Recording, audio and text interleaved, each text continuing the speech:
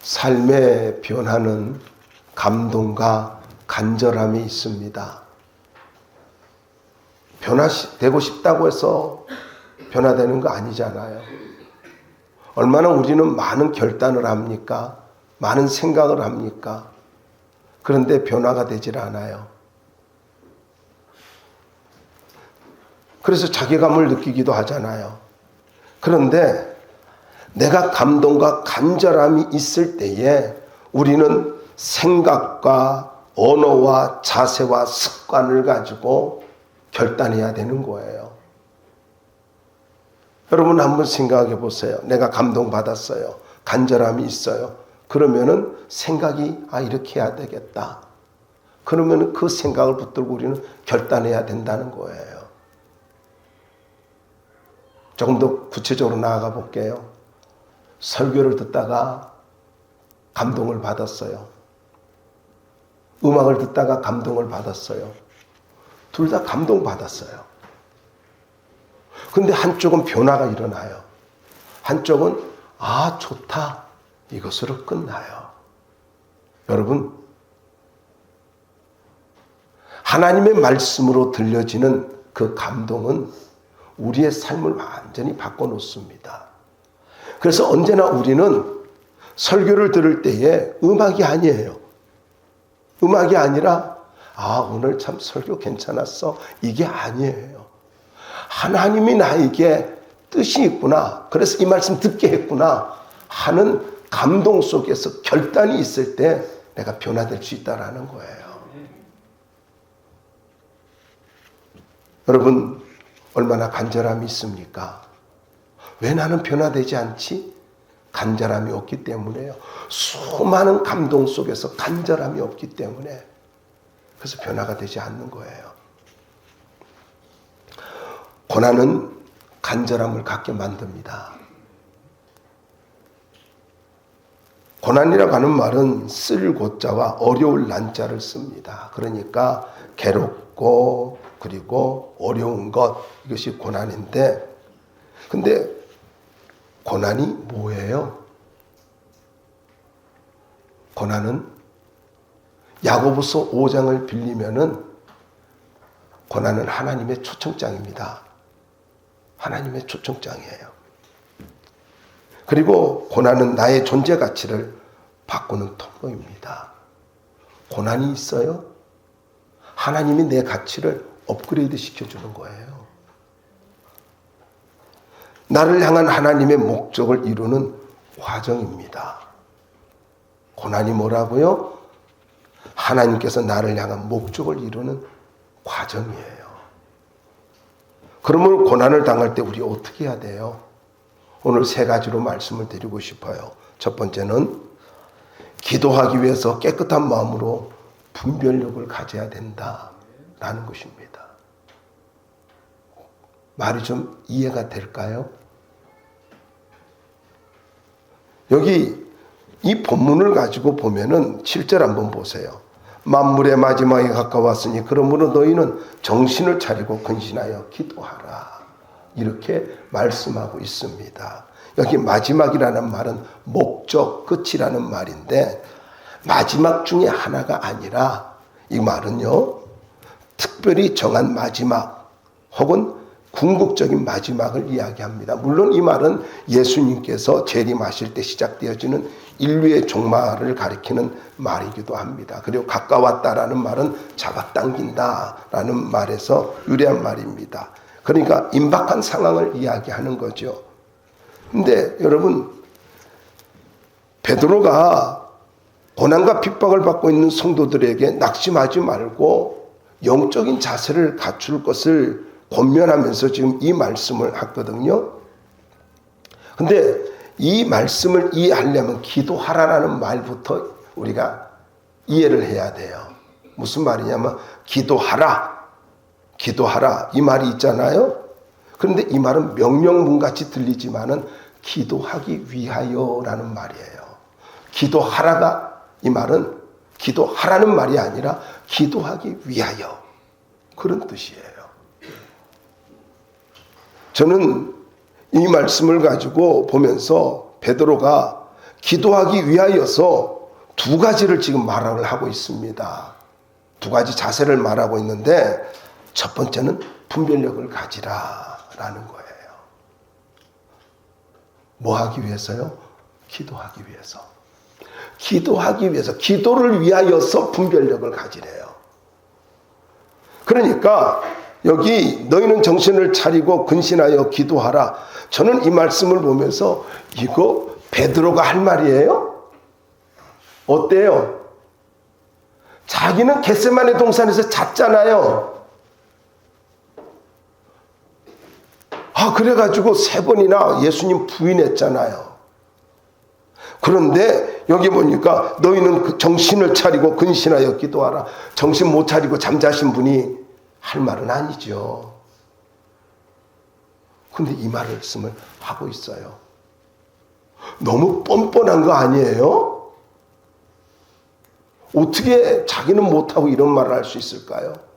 근데 여러분, 이런 각도에서 이 말씀을 보면 안 된다는 것입니다. 무슨 말이냐면은 베드로는 기도하지 않아서 실패함으로 말미암아 바깥에 나가서 예수님과 눈이 마주쳤을 때 밖으로 나가가지고 통곡과 심히 통곡하며 울었단 말이에요. 전설에 의할 것 같으면은요, 닭소리만 나기만, 닭이 울기만 하면은, 그러면은 그는요, 통곡을 했다라는 것입니다. 뭘 이야기하고 있습니까? 엄청난 대가를 지불했다라는 것입니다. 그리고 살아와서 보니까 노년에 이 말씀을, 베드로서를 가지고 이 말씀을 하면서 그가 살아보고 나니까 살아보고 나니까 정말로 주님께서 기도하라 할 때 기도해야 되는구나. 그렇지 않으면 엄청난 대가를 지불하는구나. 이걸 가지고 엄청나게 몸으로 체득을 하고 수많은 대가를 지불하고 난 다음에, 엄청난 대가를 지불하고 난 다음에 이 말씀을 하고 있는 거예요. 그러니까 어떤 면에서는요, 이 말씀은 사도 바울에게 있어서 가장 중요한 말씀, 무게 있는 말씀이라고 할 수가 있습니다. 여러분, 정신을 차리고, 이 말은 분별력을 가지라, 자기 마음을 잘 추스려라, 건전한 마음을 가지라, 이런 뜻이에요. 그러니까 기도하기 위하여서 분별력을 가져야 되고, 기도하기 위하여서 마음을 잘 관리를 해야 된다라는 것입니다. 건강한 마음을 가지고 있어야 된다라는 겁니다. 왜냐하면 당시 사도 베드로는 네로의 박해로 고난을 당하고 있는 성도들이 너무나 안타까웠던 거예요. 그래서 기도하기 위해서 이런 박해와 고난 때문에 많이 힘들지. 그런데 이거 너희들이 분별력을 가지면 이길 수 있어. 그리고 기도하면 돼. 지금 그렇게 말씀하고 있는 거예요. 분별력과 깨끗한 마음을 가지라. 저는 이 말씀을 가지고 묵상을 하고 준비하면서, 왜? 아니 그냥 기도하면 되지 않아? 아니 그냥 엎드려서 주여 하고 부르짖으면 되지 않아? 그런데 왜 사도 베드로는 분별력을 갖고 깨끗한 마음을 가지라고, 마음 관리를 잘하라고 했을까 하는 질문을 하게 되었습니다. 그런데 제가 이 말씀을 묵상하다가 깨닫는 것이 너무나 자연스럽게 깨달아지는 그거예요. 여러분, 우리가 분별력이 없고요, 그리고 마음 관리를 못 해보세요. 기도가 됩니까? 기도 안 돼요. 절대로 기도 안 돼요. 그리고 또 한 가지는요, 기도가 해답이기 때문에,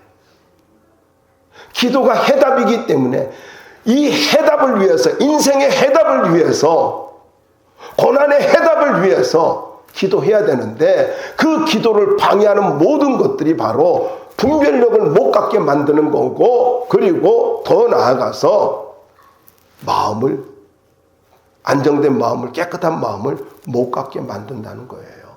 근데 그게 뭐예요? 어디서 오는 거예요? 생각입니다. 생각이에요.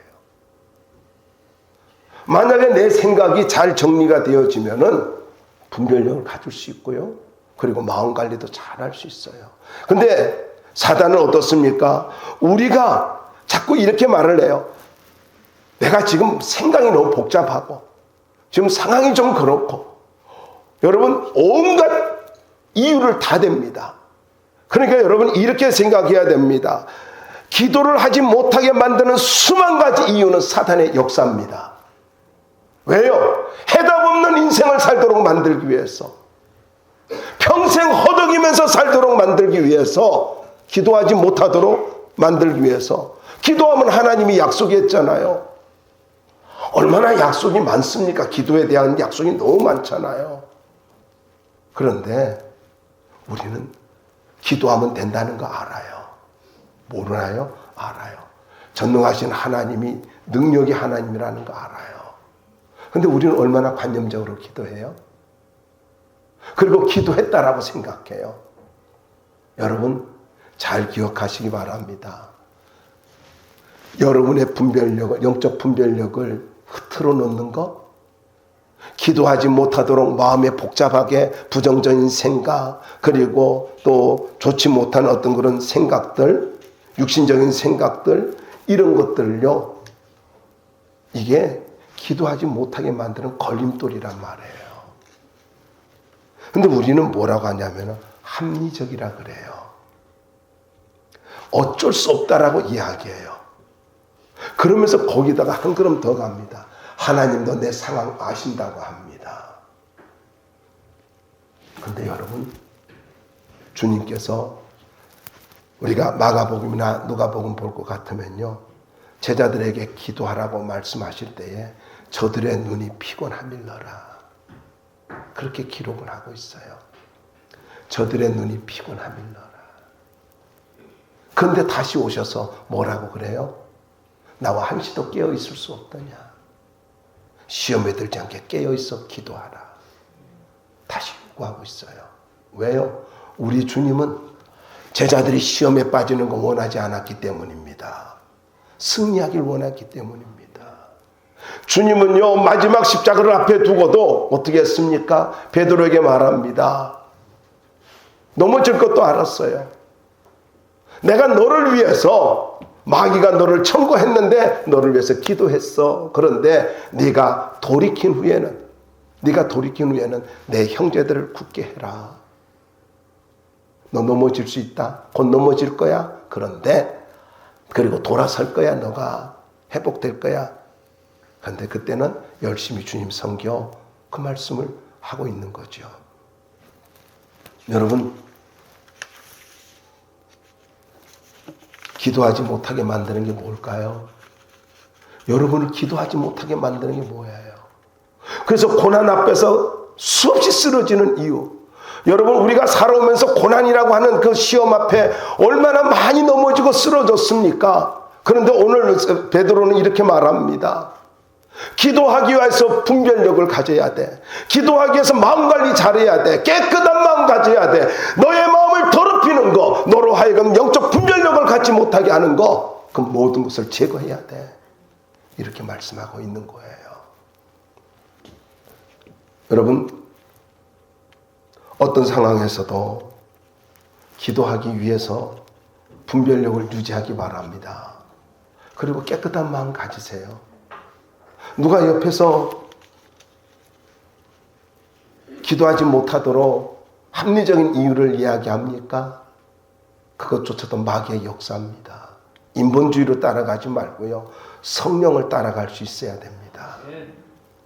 두 번째로, 변화를 위해서는요, 최고의 좋은 관계를 만들어야 합니다.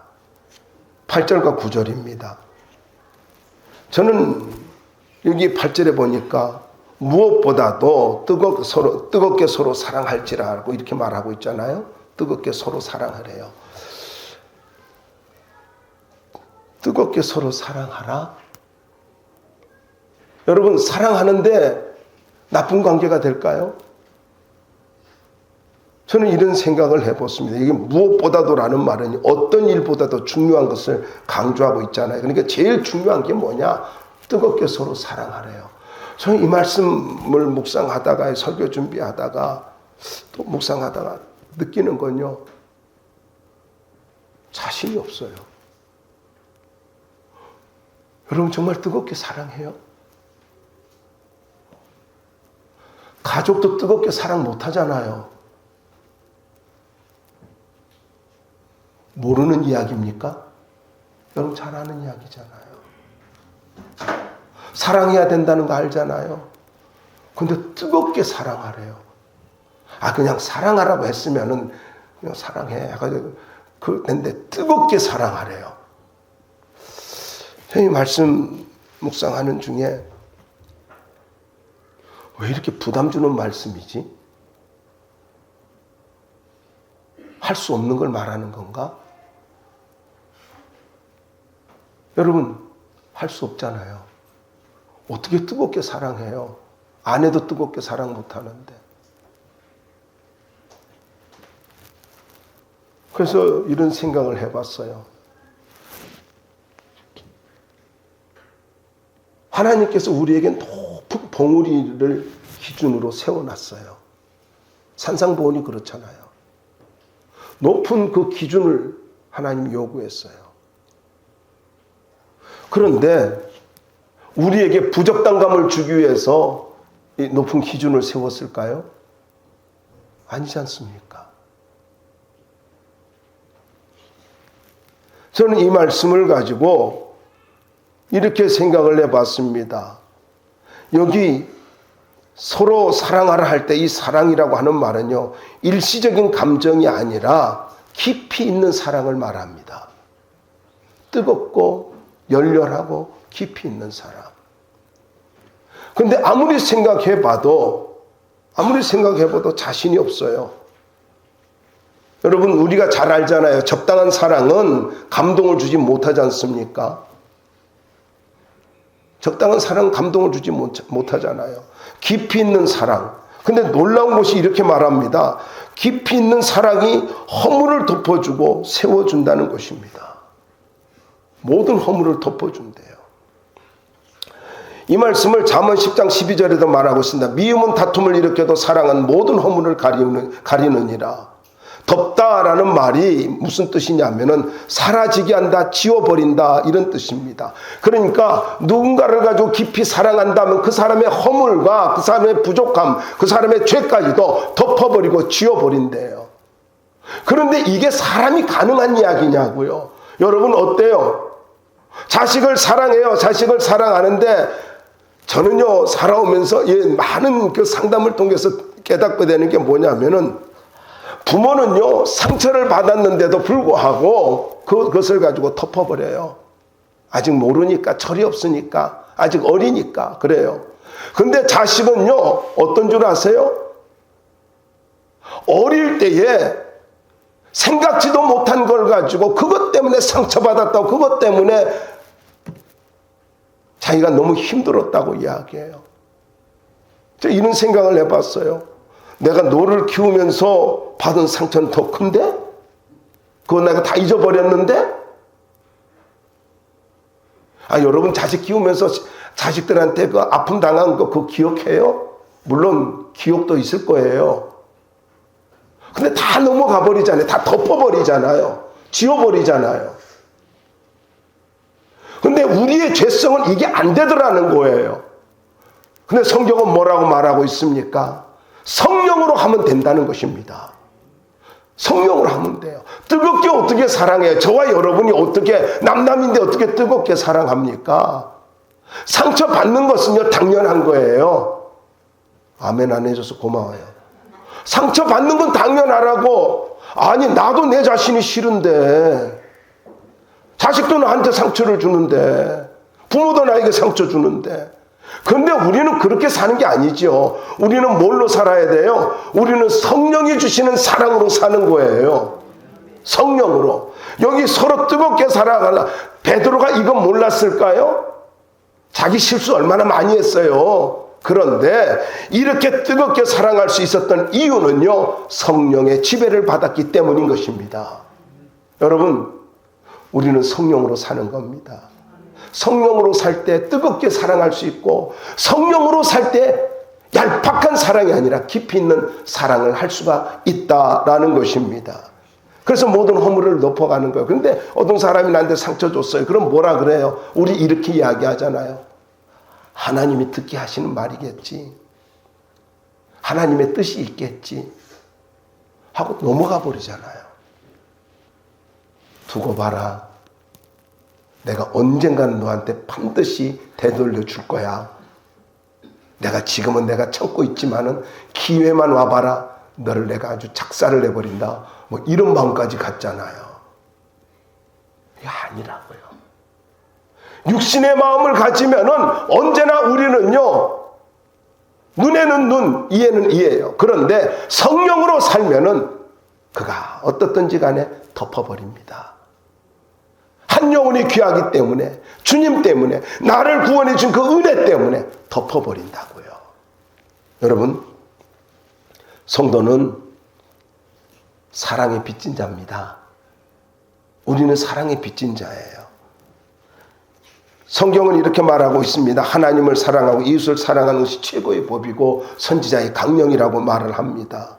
그런데 또 요한복음에 보면은요, 세 계명을 우리에게 주신다 그랬어요. 그 세 계명이 사랑이라고 말씀하고 있습니다. 계명이니까 지켜야 된다고요? 아니요, 지킬 수 없어요. 그런데 성령 충만하면 나옵니다. 성령으로 살면 나오는 거예요. 그래서 서로 뜨겁게 사랑하라 이 말을 바꾸면은요, 성령의 충만함으로 살아라 말과 동의합니다. 성령 충만으로 살아라. 아니 여러분 한번 생각해 보세요. 이 말씀의 배경이 좀 이해가 돼야 되는데, 이 말씀의 배경은요, 당시 로마 사회는요 노예를 비인간화 취급했습니다. 노예는 사람이 아니로 여긴 거예요. 그러니까 뭔가 노새 이거요. 노새보다 조금 더 나은, 그러니까 노새와 다른 것은요, 노예는 말을 한다는 거예요. 그렇게 여겼어요. 더 나아가서 남자가 여자를 무시하는 겁니다. 그래서 성경도 보면은 그 당시의 문화를 여자를 숫자에도 안 취급하잖아요. 그죠? 여자와 아이를요. 여러분, 요즘 시대에 태어난 것을 하나님의 높고 높은 은혜인 줄 아셔야 됩니다. 이 시대처럼. 옛날에는요, 알잖아요, 여러분. 하루 종일 빨래하다 밥하다가 다 보냈어요. 젊은 사람은 잘 모르죠. 저 어릴 때 그래요. 냇물에 말이죠. 이고 와가지고 막 방망이로 두들기면서, 우물가에 와서 방망이로 두들기면서요. 그러면서 빨래했어요. 그리고 놀고 좀 밥하고 또 있던 뭐 이거 막 빨래밥 그랬어요. 그리고 와가지고 못 자면은 여자가 집에서 뭐 하는데 이런 소리나 들었어요. 요즘 그랬다가는요, 남자는 쫓겨나잖아요. 세탁기가 세탁을 해주지요. 밥솥이 쿠쿠 밥솥이 밥을 가지 해주지요. 시간만 맞춰놓으면 잘 해주잖아요. 알아가지고 그때 딱 맞춰서 따뜻한 거 먹게 해주고. 그럼 가끔 그래요. 여자들은 뭐 하지? 근데 여러분, 난 좀 부탁드리고 싶어요. 세탁기가 빨래 해주고 뭡니까 밥통이 밥 해주니까 성경 좀 읽어요. 쓸데없는 거나 보지 말고. 난 그거는 좀 강조하고 싶어요. 어쨌든요, 남자가 여자 엄청 무시했어요. 여자는 여자가 했다가 난리 나요. 그냥 귀하신 분이 여자지요. 받들어 모셔야 되고요. 세 번째로, 고용인이 비고용인에게 임금을 지불하지 않는 불합리한 일들이 많았습니다. 그러니까 이런 상황 속, 사회 병리 현상 속에서 억울하다고 상처받았다고 그렇게 하지 말고 뜨겁게 깊이 사랑하라. 다르게 말하면 성령으로 살아라 이야기입니다. 왜 이러라는 거예요? 왜 이렇게 하라는 거예요? 이유가 분명합니다. 그것은요, 보상해 주신 하나님이 살아계신다는 것을 믿기 때문에 그렇게 하라는 겁니다. 하나님 살아계시잖아요. 다시 말씀드릴게요. 하나님 살아계십니다. 내가 억울하다라고 하지 말고요, 하나님 살아계셔. 그걸로 끝내시기 바랍니다. 하나님 살아계신다. 더 나아가서 내가 이렇게 성령으로 살아갈 때에 하나님의 나라가 확장되어지고 주의 몸된 교회가 세워질 수 있기 때문입니다. 그리고 내 인생이 건강하게 살아갈 수 있기 때문입니다. 더 나아가서 9절 말씀에 보면 서로 기쁘게 대접하래요. 여러분, 사랑할 때 좋은 관계를 만들 수 있고요. 서로 기쁘게 대접할 때 아름다운 관계가 맺어질 수가 있습니다. 그런데 재밌어요. 구절에 보면 서로 대접하기를 원망 없이 하고, 대접한다라는 말은요, 사랑이라는 필로스라는 말과 나그네 크세노스라는 말의 합성어입니다. 그러니까 나그네에게 사랑을 베푸는 것, 이것이 바로 대접한다라는 말이거든요.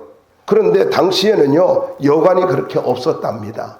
있긴 있는데도 그게 뭐 고위직들이나 있을 수 있고 뭐 귀족들이나, 근데 많지도 않았대요. 그리고 나그네를 대접한다는 것은요, 이게 이런 잘 묵을 수 없는, 그런 쉴 수 없는 곳이 있기 때문에 나그네를 대접한다, 이거는 굉장한 사랑의 표현이었다고 합니다. 뿐만 아니라 나그네로 대접한다는 것은요, 단순히 잠자리를 제공한다라는 그런 의미가 아니었다는 거예요. 왜냐하면은 당시에는 고난과 핍박을 받은 성도들 중에서 돌아다니면서, 그 핍박을 피해서 돌아다니면서 순회 전도를 하는 전도자들이 많았어요. 그러니까 그들에게 대접을 해주는 것은요, 그들이 찾아와요. 그러면 잠자리를 제공해주고 음식을 제공해준단 말이에요. 그건 뭐냐면은 그 대접하는 것이 그 복음을 전하는 일에 간접적으로 동참하는 일이 되었어요. 우리가 성경권 보내잖아요. 바로 이거와 비슷한 맥락이라고 할 수가 있습니다. 그런데 여기에 조건이 붙고 있습니다. 무슨 말이냐면은 원망 없이 하라는 거예요. 원망 없이. 이 말이 원망이라고 하는 말이요, 제가 옛날에 이 설교를 빌립보서를 하면서 이렇게 이 단어를 한번 사용했는데, 여기 원망, 콩기스모라는 말이 있거든요. 이 말을 가지고 콩기스모, 이 단어를 어떻게 외울까? 원망이라는 말을 가지고 콩기스모 어떻게 하면 잘 외울 수 있을까? 콩 구워 먹은 귀신이다, 이렇게 해가지고 제가 외웠어요. 콩기스모. 난 웃으라고 했는데 안 웃네요. 예. 자, 여러분, 어쨌든요, 콩기스모, 이 말이 무슨 뜻이냐면 불평을 품고 수군거리다. 그러니까 뒤에서 수군거리는 거, 뒤에서 수군거리는 것이 바로 원망입니다. 뭐 부정적으로 소리를 높이고 막 그거 아니에요. 뒤에서 수군거리는 게 원망이에요. 그런데 불평하고 수군거리고, 불평을 품고 수군거리는 이것 때문에 어떻게 해요? 하나님의 일이 이루어지지 않는다는 겁니다. 물론 경제적으로 힘들 수도 있고요, 많은 어려움이 뒤따를 수 있습니다. 그래서 대접한다는 게 불편한 일일 수 있어요. 누군가가 우리 가정에 찾아온다는 거 쉬운 일은 아니잖아요. 그럼에도 불구하고 하나님의 나라를 위해서 복음 전파를 위하여서, 그리고 주님의 크신 사랑으로 저들을 대접한다는 것은, 그것은 곧 하나님의 말씀에 순종하는 일이라는 것입니다. 왜냐하면은 주님께서 마태복음에 말씀하고 있잖아요. 지극히 작은 자에게 한 것이 곧 내게 한 것이라. 여러분, 소외된 자에게, 감옥에 갇힌 자라든가 가부라든가 고아들이라든가 이런 자에게 대접한 거죠. 곧 나에게 한 것이라고 마태복음 25장에서 말씀하고 있지 않습니까? 그렇다면 우리 어떻게 살아야 되는 것입니까? 정말 최고의 아름다운 관계를 맺기를 원해요. 여러분, 대접하기를 기뻐할 수 있기를 바랍니다. 대접하는 자. 저는 이 말씀을 묵상하면서 이런 생각이 들었어요. 구하고 찾고 두드리라 그랬잖아요. 그러면 하늘에 계신 하나님께서 악한 자도 자기 자식에 좋은 것을 주시는데 하늘의 하나님께서 좋은 걸 주지 않겠느냐. 그러면서 마태복음 7장 11절까지 보면은요, 7절부터 11절까지 이렇게 말씀한 다음에 그러므로 라고 결론을 내려놓고 뭐라 그래요? 그러므로 누구든지 대접을 받고자 하는 대로 남에게 대접을 하라. 이걸 다시 바꿀게요. 누구든지 응답받고자 하면은 대접하며 살아라. 좋은 관계 맺으며 살아라. 이 말이에요. 여러분에게 부탁을 드립니다. 아름다운 관계를 맺으며 살기 바랍니다. 대접하는데 인색하지 마십시오. 대접하는데 인색하는 사람, 그 사람은요, 관계가 안 좋은 사람이에요. 나그네를 대접하라. 이 말을 다르게 말하면 영적으로 아름다운 관계를 맺어라, 이 말도 되지만은요, 인간관계를 아름답게 맺으며 살아가라. 누구에게? 때로는 믿지 않는 사람을 통해서도 응답이 올 수 있기 때문입니다. 그래서 하나님 앞에서 내가 고난 중에 고난을 이길 수 있는 방법이요, 안 믿는 사람을 통해서 하나님이 응답을 해줄 수 있단 말이에요. 그게 누구예요? 고레스잖아요. 하나님이요, 안 믿는 왕을 통해서도 역사를 일으키잖아요. 저는 여러분들이 꼭 부탁드리고 싶습니다. 아름다운 인간관계를 맺으며 살기 바랍니다. 그러려면요, 대접하는데 인색하지 마세요. 누군가를 대접할 때 거기에 마태복음 7장 12절의 말씀대로 하나님의 약속이 있게 되어지는 것입니다. 더 나아가서 마지막입니다. 세 번째로 10절로부터 11절까지 말씀인데, 하나님 앞에서 청지기같이 봉사하라라는 것입니다. 여기 보면 10절에 한번 읽어볼까요? 10절 시작. 각각 은사를 받은 대로 하나님의 여러 가지 은혜를 맡은 선한 청지기같이 서로 봉사하라. 자, 여러분, 은사라는 말, 카리스마라는 말은요, 하나님께서 은혜로 값어치 주신 영적 선물을 말하지 않습니까? 근데 이 말을 착각하면 안 됩니다. 뭐 방언이라든가 예언이라든가 뭐 이것만을 이야기하는 게 아니라, 여기서 은사라고 하는 것은요, 가난한 자를 돌보는 거, 구제하는 거죠. 그리고 사람을 가르치는 거, 설교하는 거, 그리고 어려운 사람에게 이렇게 자선을 베푸는 거, 그리고 더 나가서 긍휼을 베푸는 거, 불쌍히 여기는 거, 이것도 은사래요. 그냥 내 얘기 할게요. 가령 여러분이 내가 어느 날 목사님 참 불쌍해, 목사님도, 이러면 성령이 임한 줄로 믿어도 돼요. 자기들 좋으라고 이야기했더만, 이 목사가 불쌍히 여겨지면은 여러분 성령 임한 거예요. 은사가 임한 거라니까. 나도 그래요. 내가 기도하다가 가령 어느 날 장로님이 너무 불쌍하게 여겨지는데 막 늘 기도하니까, 그런데 그날따라 너무나 불쌍하게 여겨져. 그러면요, 그날 내가 성령이 임한 거예요. 너무 쉽게 이해 잘 되죠? 이것도 은사라니까요. 은사예요. 그런데 여러분, 이렇게 이 은사를 가지고 교회를 섬기는데, 교회를 이게 유익하게 하기 위해서 이렇게 섬기는 거지 않습니까? 근데 참 하나님께서 각 사람에게 다양한 은사를 주셨잖아요. 이분은 노래하는 은사, 저분은 뭐 음식 만드는 은사 뭐 주셨잖아요. 그럼 뭐예요? 비교하라는 거예요? 아니지 않습니까? 교회 세우라는 거잖아요. 찬양대 할 사람 찬양대 하고, 음식 잘하는 사람 음식하고. 여러분 생각해 보세요. 성가대 찬양을 해요. 목소리 은사를 주셔서 찬양해요. 감동을 받잖아요. 음식을 잘하는 사람은 어때요? 식당 봉사 시간에 음식을 잘했어요. 그럼 또 성가대가 그 음식 먹고 아주 또 감동을 받잖아요. 세상에 너무 맛있다고. 서로가 감동받는 거 아니에요? 그러니까 각자 교회 세우라고 주신 거라고요. 비교하라고 주신 거 절대로 아니라는 거예요. 그래서 교회 세우기 위해서 여러 가지 은사를 주셨잖아요. 한 사람에게 다양한 은사를 주지 않았어요. 물론 뭐 몇 사람 간혹 있기는 합니다만은요. 그런데 서로의 그 필요를 채워주기 위해서 하나님께서 허락해 주신 거란 말이죠. 그런데 재밌는 말이 나와요. 여러 가지 은혜를 맡은 선한 청지기 같이. 저는 이 말씀 보다가요, 여러분, 은혜를 맡았다라는 말이 무슨 말일까 생각을 해봤어요. 한마디로 말하면 사명 맡은 거예요. 사명 받은 거예요. 여러 가지 은혜를 맡은, 그러니까 하나님이 주신 은사가요, 은사는 다르게 말하면 사명입니다. 사명이 뭐라는 거예요? 이것이요, 하나님 앞에서 은혜라는 것입니다. 저와 여러분이 가지고 있는 이 사명이요, 은혜예요. 그러니까 선한 청지기래요. 악한 청지기가 아니라 선한 청지기. 그러니까 하나님 앞에서 은혜의식을 갖고 겸손하게 책임감 있게 살라는 거예요. 그래서 여러분 잘 기억하십시오.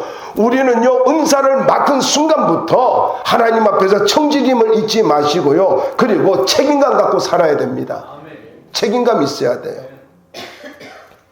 내가 어떤 직분을 맡았어. 많이 생각해 보여요. 가령 경진 집사가 반주하잖아요. 근데 주일날만 되면은요, 골프 치러 갔다고 해봅시다. 그러면은요, 물론 다른 사람이 반주해요. 그럼 책임감 없는 거잖아요. 그런데 경진 집사가 옆에서 그 지원 집사가 요번에는 주일날 가지 말자, 우리 요번에 아주 멋진 해외여행 가자 뭐 하면서 막 그렇게 유혹하면은 이번 한 주간 안 돼, 잠깐 동남아 갔다 오자 막 그렇게 한다 해봐요. 그래가지고 그래 요번만이야, 절대로 다음번 안 돼, 그런다고 해봐요. 책임감 없는 거죠. 그런데 무슨 소리야, 주일 성수해야지 하고 딱 오면 어때요? 책임감 있는 거잖아요. 그런데 여러분 그렇게 희생한다고 해봐요. 하나님이 놔두시겠어요? 보상해 주시죠. 그렇게 사는 거예요. 그래서 은사는요, 자기 유익을 추구하는 것이 아니라 바로 교회를 세우기 위해서 사용해야 된다라는 거예요. 그리고 자기 유익을 위해서 이렇게 이용하면 절대 안 됩니다. 선한 청지기가 돼야 됩니다. 청지기가 무슨 말이에요? 집을 관리하는 자, 집을 봉사하는 자라는 뜻이에요. 마지막입니다. 11절 읽고 마무리해 봅시다. 11절 한번 읽어봅시다. 11절 시작.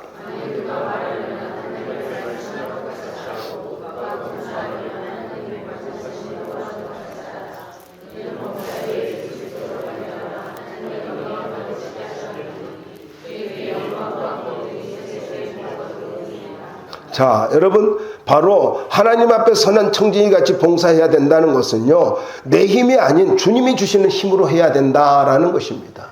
주님이 주시는 힘으로.